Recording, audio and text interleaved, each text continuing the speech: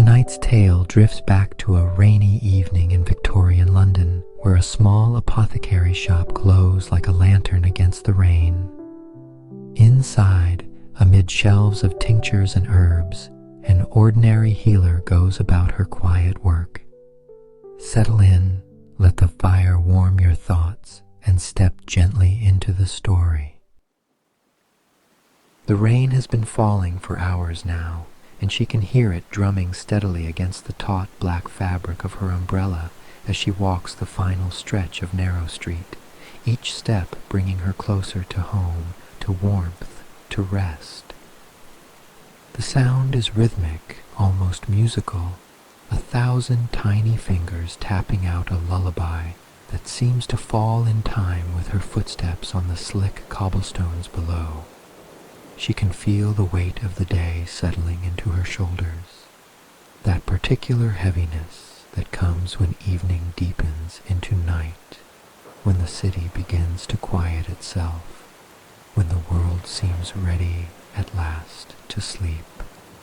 The gas lamps are lit along the street, their amber glow softened and blurred by the veil of rain that hangs in the air like gossamer curtains. Each lamp casts a pool of buttery light onto the wet stones beneath.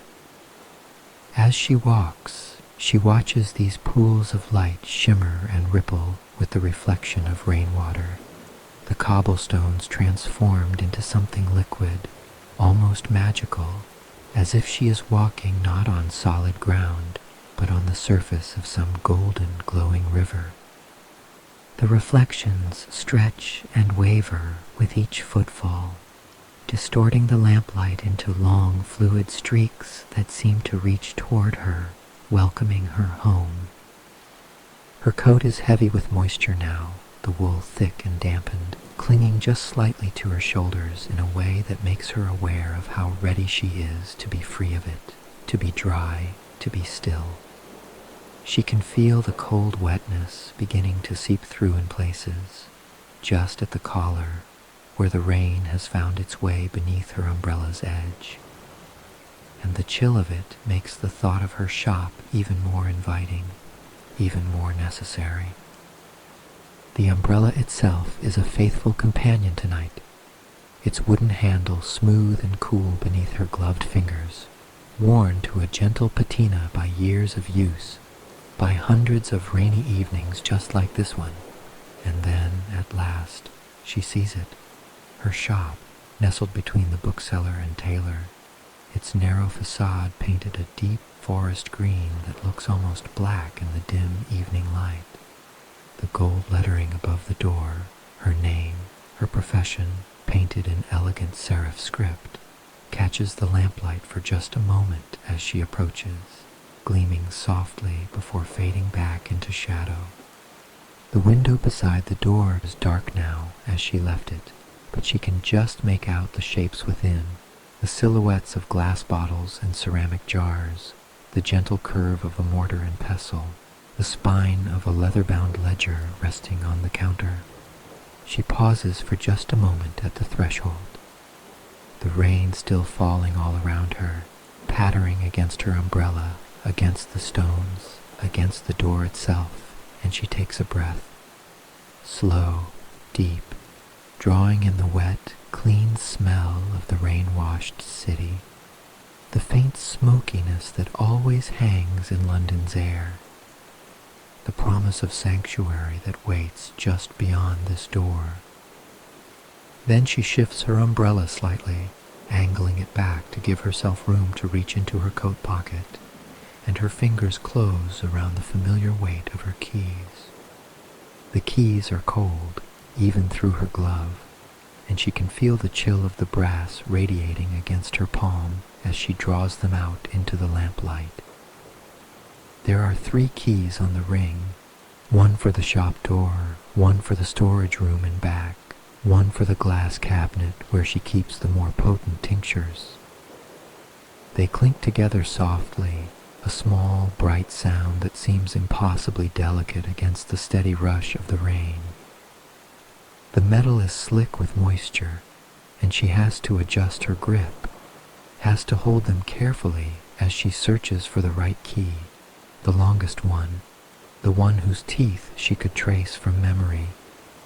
She brings the key to the lock, and there is that familiar fleeting moment of resistance as she slides it in, the slight scrape of brass against brass, the need to angle it just so, to press gently upward as she turns. Her hands are icy, her fingers not quite as nimble as they might be, and the lock resists for just a heartbeat before yielding, before she feels that satisfying click that travels up through the key and into her hand. The small mechanical surrender that means she is home, she is safe, she may enter. The door is heavy, solid oak, thick and old and dependable, and it requires a firm push to open, the hinges creasing just slightly, a low, resonant sound that seems to come from deep within the wood itself. She steps forward, closing her umbrella as she crosses the threshold, and immediately the rain becomes quieter, muffled, transformed from a living presence all around her into something distant, something outside, something that belongs to the world she is leaving behind. She turns, still standing just inside the doorway, and reaches back to pull the door closed behind her. It moves slowly, this door, with a weight that speaks of security, of solidity, of protection, and as it swings shut, she watches the narrow slice of the rain-soaked street grow thinner and thinner, the lamplight shrinking to a sliver, then to nothing. And then, with a deep, final, resonant thud that seems to echo in her chest, the door closes completely, and the sound of the rain is suddenly gone. The silence that follows is not quite silence, not exactly. She can still hear the rain if she listens for it, a soft whisper against the windows, a gentle murmur on the roof above. But it is so much quieter now, so much softer that it feels almost like silence, feels like peace, feels like the world has grown suddenly gentle and far away. She stands there for a long moment, still holding her closed umbrella, feeling the transition, feeling the outside world release its hold on her, feeling her heartbeat begin to slow, her breathing begin to deepen. The shop is dark around her, filled with shadows and the vague shapes of familiar things, and the air here is different from the air outside, warmer, drier, layered with scents that speak of the work she does, the herbs she handles, the remedies she crafts. She can smell old paper, that particular dusty vanilla sweetness that comes from books and labels aged to softness. There is sage here too, the dried bundles she keeps hanging from the rafters in the back room, their scent faintly sharp, faintly green, even after months of drying. Beeswax from the candles and the polish she uses on the wooden counters adds a note of honey sweetness, rich and warm, and underneath it all, carried in on her coat, on her skin, is the smell of rain itself, clean, mineral, fresh, mingling with the older, deeper scents of the shop to create something entirely unique, entirely hers. She moves slowly now, setting her umbrella in the brass stand by the door, hearing the soft tap as the ferrule touches the metal bottom, feeling a few drops of water drip from the fabric onto the wooden floor with tiny, almost inaudible sounds. Her fingers find the buttons of her coat, and she works them free one by one, each button slipping through its hole with a small whisper of wool on wool, and then she shrugs the coat from her shoulders, feeling it slide down her arms, feeling the relief of being free from its damp weight. The coat feels heavier now than when she put it on this morning, sodden with rain, and as she holds it in her hands for a moment, she can feel the moisture in the fabric, cool and slightly slick.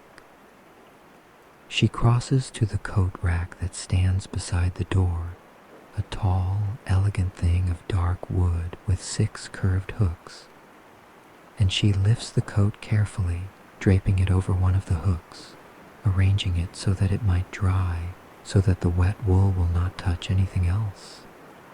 The coat settles, and she can smell it now, that particular scent of wet wool, earthy and animal and somehow comforting in its familiarity. But she is not yet ready to rest, not yet ready to be still. First, there is light. First, there is the ritual of bringing the shop back to life, of transforming this dark, sleeping space into something warm and glowing and awake. Her eyes have adjusted now to the dimness, and she can see well enough to navigate, to cross the floor toward the counter where she keeps the matches, her footsteps slow and quiet on the wooden boards, each step a soft creak that seems to announce her presence to the empty room, to the waiting shadows. The matchbox is where she left it, beside the oil lamp on the counter, and she picks it up, feeling the weight of the remaining matches sliding inside, hearing their soft rattle. She slides the box open with her thumb, the wood rasping gently against wood, and she draws out a single match, holding it between her fingers, feeling the rough texture of the striker on the side of the box. She strikes the match with a practiced motion, one smooth draw across the striker, and the world suddenly blooms with light and sound. The sharp, bright scratch of ignition, the sudden flare of phosphorus and sulfur, acrid and chemical for just an instant before mellowing into the softer smell of burning wood. The flame wavers at the tip of the match, small and golden and alive, casting flickering shadows across her hands, across the counter, across the bottles and jars that stand watching in the darkness. She lifts the glass chimney from the oil lamp, setting it aside with a faint clink, and she touches the match to the wick, watching as the flame catches, as it spreads along the woven cotton, as it grows stronger and steadier. The wick drinks the oil and transforms it into light, and slowly, gently, the lamp begins to glow, the flame settling into a steady burn, the light spreading outward in a soft circle that pushes back the darkness, that reveals the shop, that brings her home. She replaces the glass chimney, and the light steadies further, protected now and constant, and she shakes out the match, watching the thin trail of smoke rise and dissipate in the air. But this is only the first lamp. There are others. On the shelves, on the windowsill, in the back room, and each one waits to be lit. Each one waits to add its voice to the gathering light. She moves through the shop, slowly, almost ceremonially, lighting each lamp in turn, and with each one the room becomes more itself, more familiar, more welcoming. The shadows retreat into corners and under shelves, and the bottles begin to glow, amber and green and deep blue glass catching the lamplight and holding it, transforming it, scattering it back into the room in jeweled fragments. The shop breathes around her, settles around her, welcomes her home.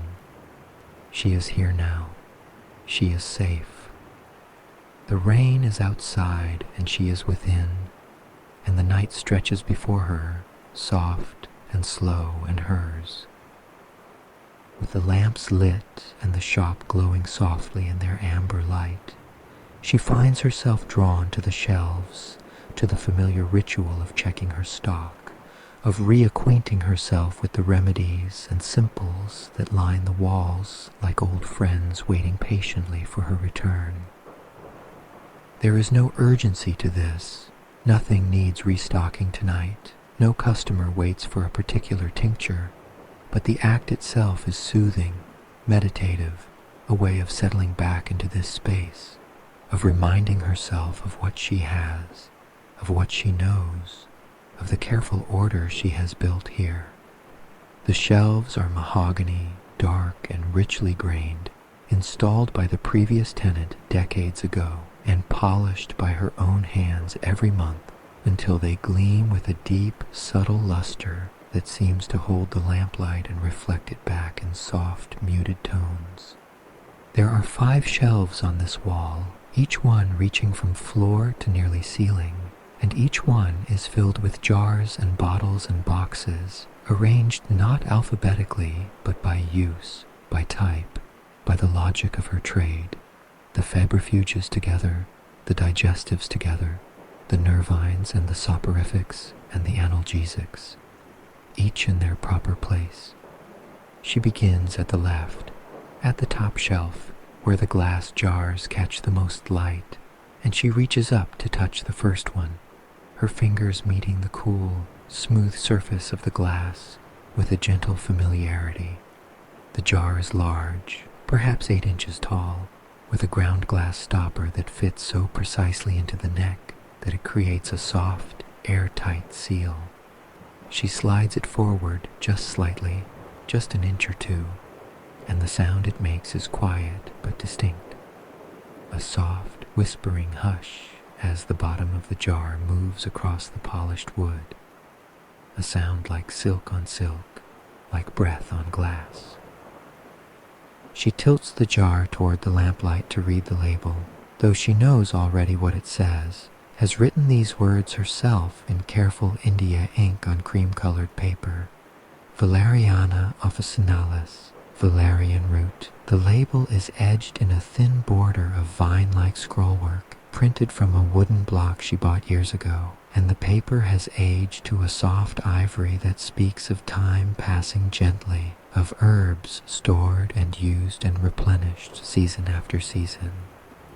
Inside the jar, the valerian roots are twisted and gnarled, pale brown and fibrous, looking almost like dried earth itself, like something pulled from deep beneath the ground and transformed by air and time into something lighter, something that can be measured and steeped and transformed into peace, into sleep.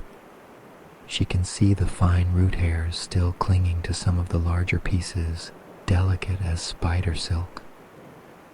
When she lifts the stopper, pulling it free with a soft pop of releasing air, the scent that rises is earthy and pungent, slightly sweet, but also slightly sharp, a smell that speaks of forests and soil and the deep, quiet places where things grow in darkness.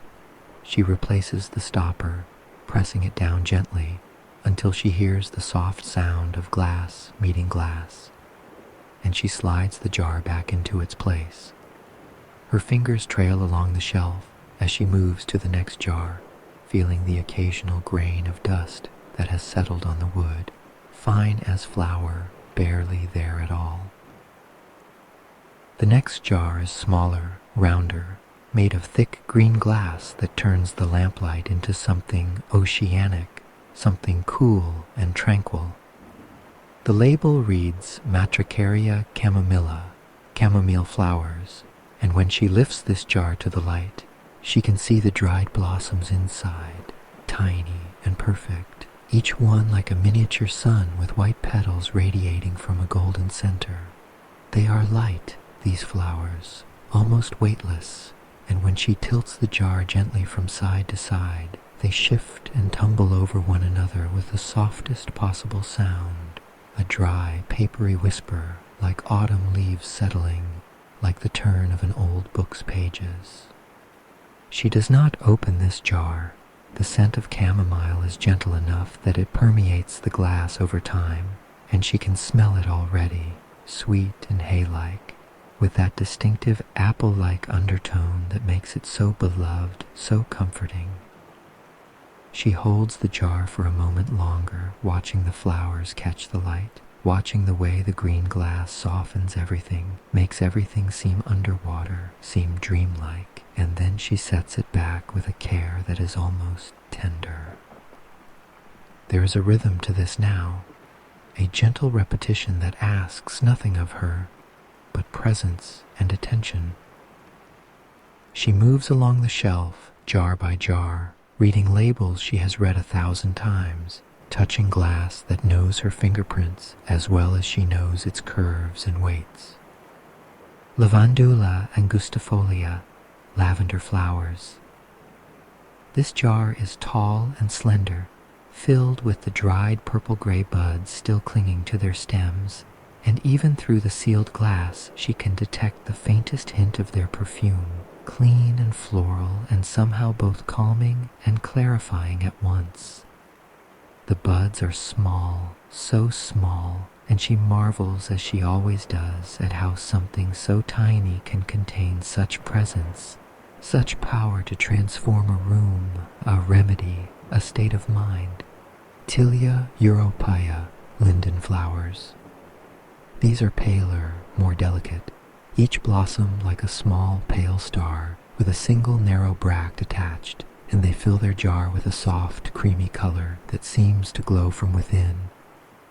The label on this jar is slightly worn at one corner, the paper softened by handling, and she smooths it gently with her thumb, a small act of care, of preservation.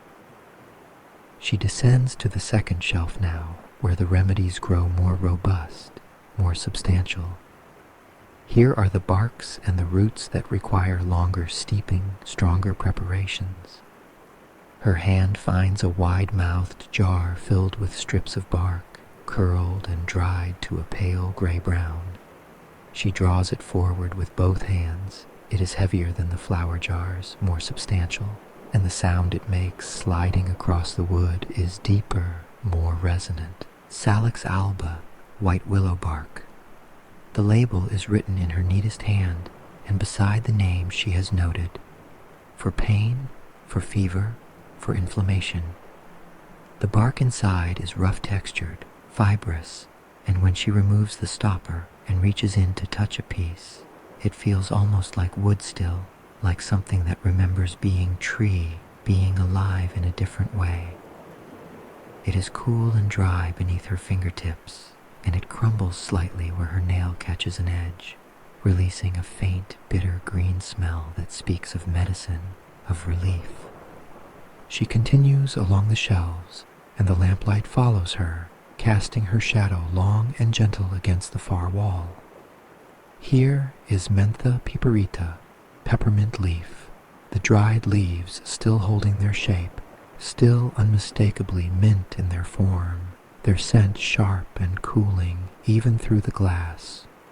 Here is Feniculum vulgare, fennel seed, the small ridged seeds filling their jar like tiny striped beads, releasing the faintest licorice sweetness into the air when she opens the container to check their freshness, rolling a few between her fingers before letting them fall back with a sound like rain on a window pane. There is dust in the air now, made visible by the lamplight, tiny motes drifting lazily through the beams, dancing and turning in currents too subtle for her to feel. She watches them for a moment, mesmerized by their slow ballet, by the way they catch the light and vanish and catch it again, and she realizes that she is breathing more slowly now, more deeply, that the tightness in her shoulders from the day's work has begun to ease. On the lower shelves, where she keeps the larger quantities and the less frequently used herbs, she finds jars covered in a thin film of dust, and she takes a moment to wipe each one with the corner of her apron, the soft fabric lifting the dust away and leaving the glass clear and bright again. The cloth picks up the dust with a soft, dry sound, and she can feel the smoothness of the clean glass emerging beneath her touch, can see her reflection swimming dimly in the curved surfaces. Just a suggestion of herself, a ghost in the glass, watching herself watching. Passiflora incarnata, passion flower, Melissa officinalis, lemon balm, humulus lupulus, hops. Each label is a small benediction, each jar a vessel of possibility, of potential comfort. She knows these plants, knows their properties, their preparations, their purposes. They are her vocabulary, her language, the words with which she speaks healing into the world. She reaches the end of the shelf and pauses, her hand resting on the smooth mahogany, feeling the solidity of it, the permanence, Everything here is in its place. Everything here is as it should be. The shop is quiet around her, except for the soft whisper of rain against the windows, and she is filled with a profound sense of contentment, of rightness, of being exactly where she belongs. The inventory is complete, the stock is good, the night is young yet, and there is still work to be done, gentle work, good work, before she can rest. She turns from the shelves now, her inventory complete, and makes her way toward the back of the shop where her workbench stands, a sturdy table of worn oak, its surface marked with decades of careful labor, stained in places by tinctures and teas, scored lightly by the blade of her knife when she has cut roots or stripped bark.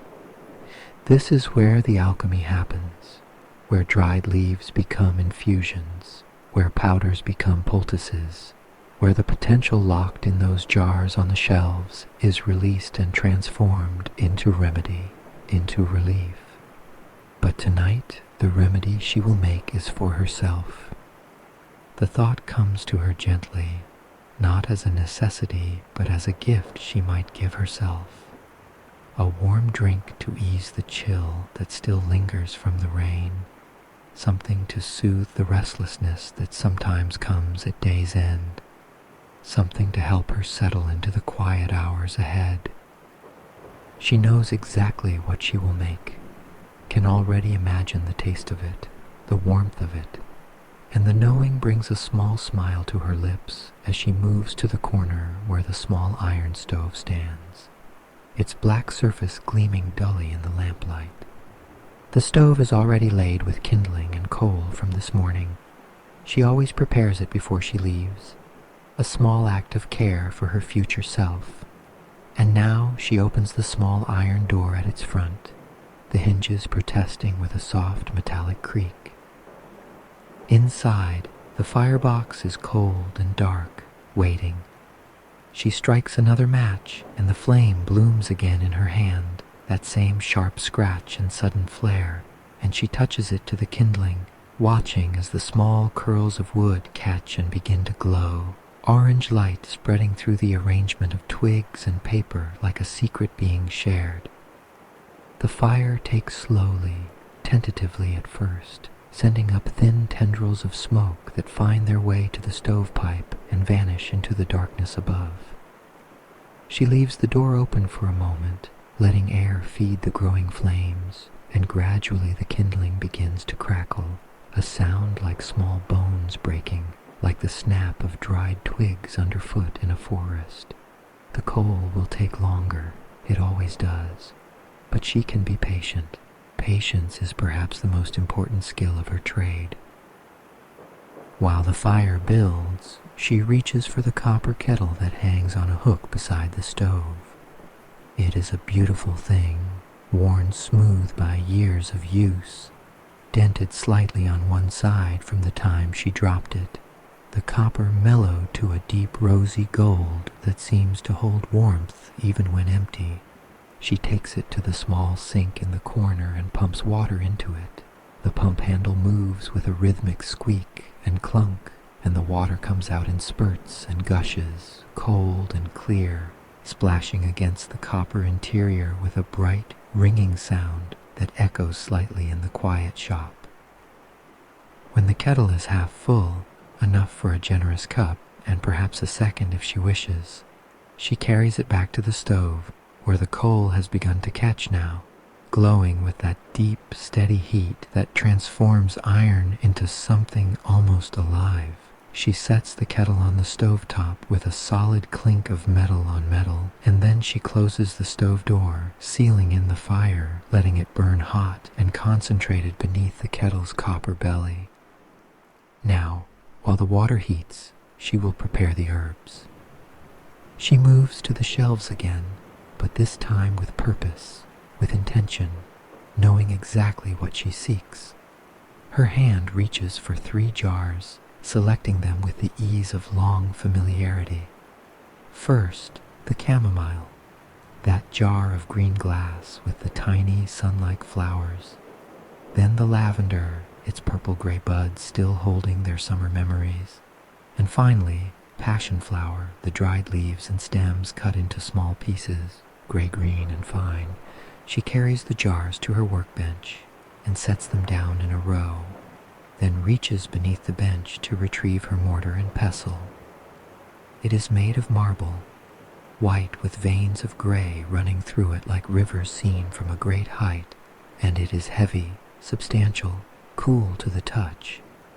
The mortar sits in the palm of her hand with a satisfying weight, and the pestle is smooth and worn where her fingers always grip it, shaped by use into something that fits her hand perfectly, that feels like an extension of her own body.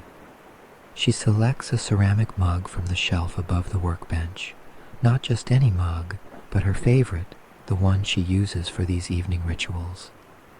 It is handmade, slightly irregular in shape, with a glaze the color of a dove's wing, soft gray with hints of blue and lavender swirling through it like fog moving across a hillside at dawn. The handle is thick and comfortable, and there is a small chip on the rim that her lip has learned to avoid, a flaw that somehow makes the mug more dear, more hers. She sets the mug beside the mortar and begins to measure her herbs. A generous pinch of chamomile flowers. She can count perhaps 20 tiny blossoms as they fall from her fingers into the mortar, each one a small promise of peace. Then lavender. She strips the buds from one stem, rubbing them gently between her palms so they fall like tiny purple rain into the mortar, perhaps 24 buds, their scent already beginning to rise. And finally, a smaller amount of passion flower, just a few of the dried leaves and stems, their properties stronger, requiring less. She takes up the pestle and begins to grind. The motion is circular, slow, a gentle crushing rather than a violent pounding. The pestle moves against the marble with a soft, granular sound, a whisper and a grind combined, the dried plant matter beginning to break down, to release what it holds. She can feel the resistance and then the yielding as flowers and buds and leaves surrender to the pressure, can feel the texture changing beneath the pestle, becoming finer, becoming powder in places while some pieces remain stubbornly whole. And the scent, oh, the scent that rises now is extraordinary. The chamomile comes first, that sweet apple-tinged hay smell, warm and comforting as sunlight. Then the lavender emerges, sharper, more floral, cutting through the chamomile with its clean, almost astringent perfume.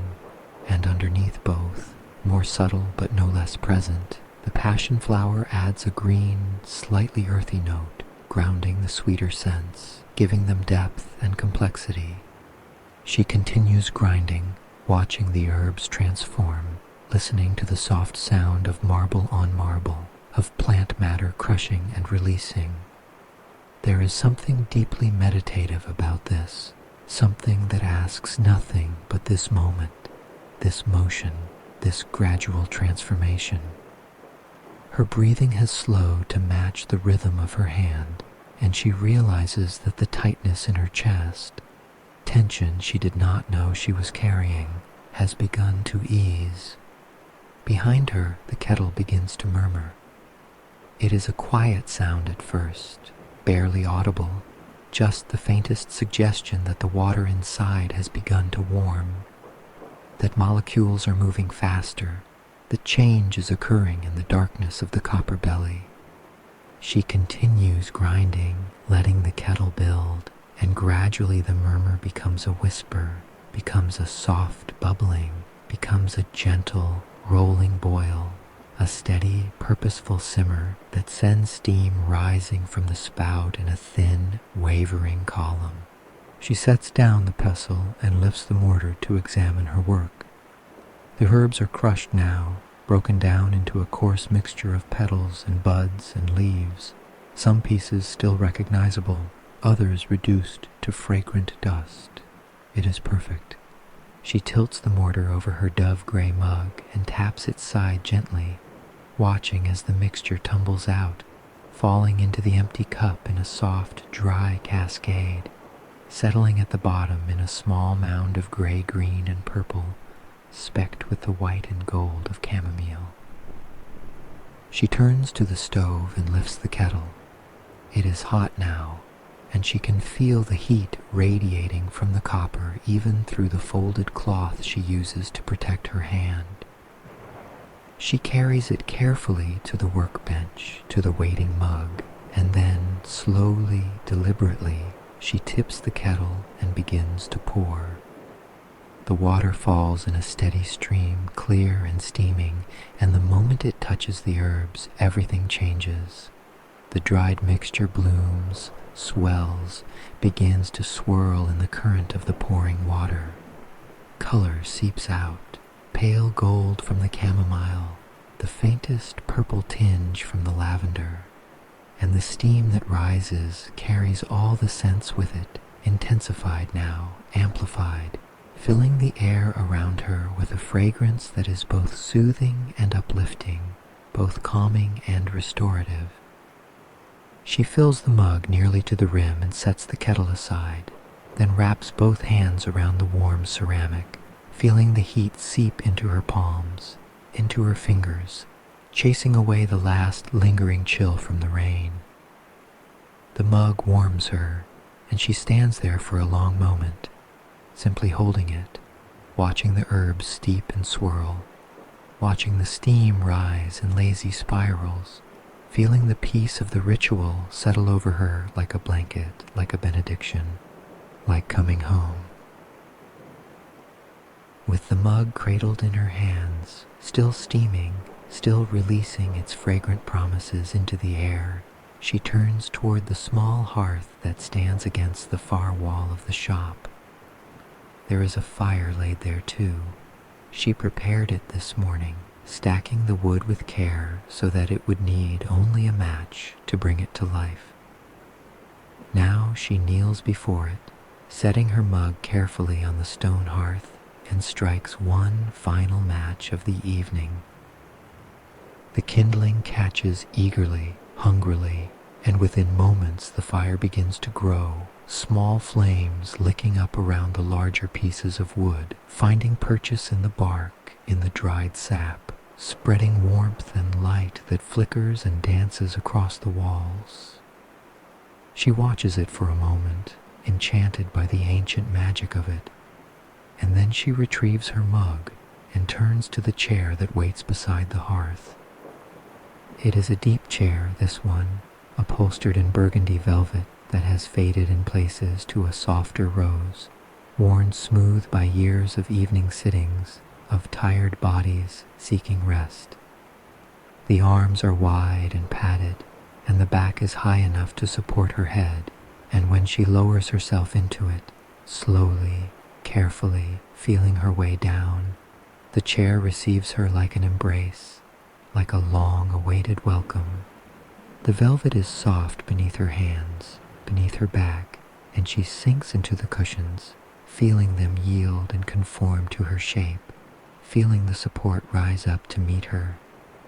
Her feet find the small tapestry footstool that sits before the chair, and she lifts them onto it, feeling the relief of elevation, the gentle stretch in her calves and ankles as they release the day's standing, the day's walking, the day's wait.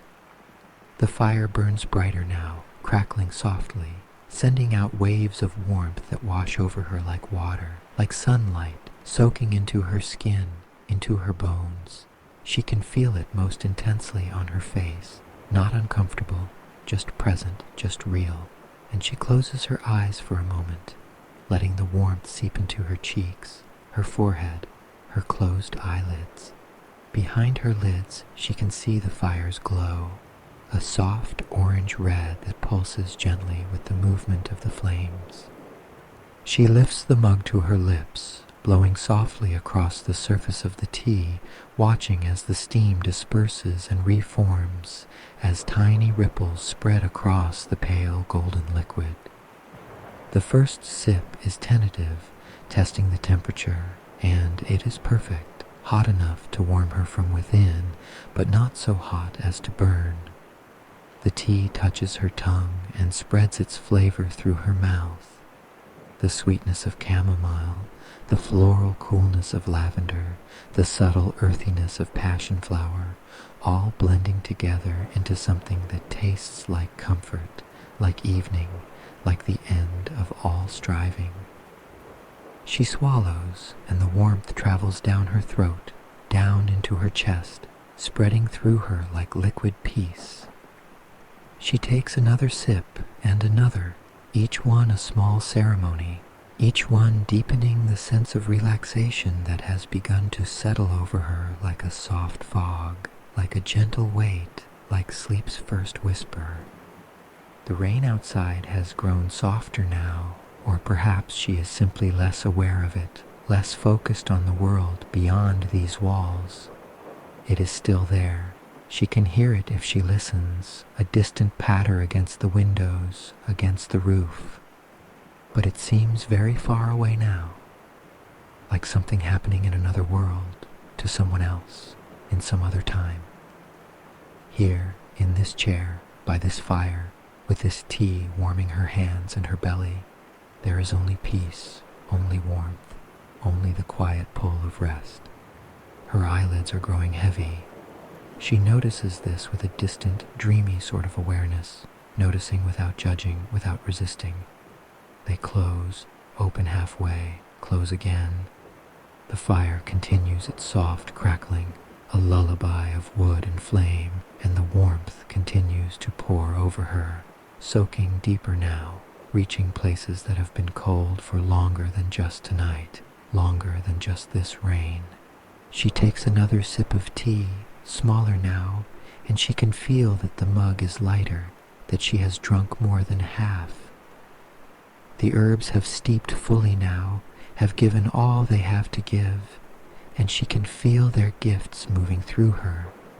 The chamomile easing tension, the lavender calming thoughts that have begun to slow and soften and blur at their edges, the passion flower inviting her toward sleep. Her thoughts drift now, unmoored, moving like leaves on a slow stream. She thinks of the rain, but only briefly. She thinks of tomorrow's work, but the thoughts dissolve before they can take shape, before they can become plans or worries. She thinks of nothing, and the nothing is soft and kind and welcome. The mug grows heavier in her hands, or perhaps her hands simply grow weaker, and she leans forward with effort, setting it carefully on the small table beside the chair. The movement requires concentration, and once it is done, she settles back into the velvet embrace with a small sigh, a soft exhalation that carries away the last of the day's burdens, the last of the day's identity. The fire burns on, faithful and warm. The rain whispers its distant lullaby. The shop holds her gently in its darkness and its light, in its familiar sense, in its patient presence. Her breathing has slowed now, deepened, each breath a soft tide that rolls in and rolls out, carrying her further from waking, closer to dreams. Her body has grown heavy, so wonderfully heavy, sinking deeper into the chair, becoming part of the chair, becoming part of the warmth, part of the darkness, part of the drift toward sleep. The fire's light flickers across her closed eyelids, painting soft patterns that shift and change and don't quite form into images, and she watches them without watching, sees them without seeing, letting them wash over her like waves on a distant shore. Everything is soft now. Everything is warm. Everything is safe. The world outside can wait. The rain will fall without her attention. The night will pass, and morning will come. But none of that matters now. None of that requires anything from her now. Now there is only this: the chair, the fire, the warmth, the peace. Now there is only rest.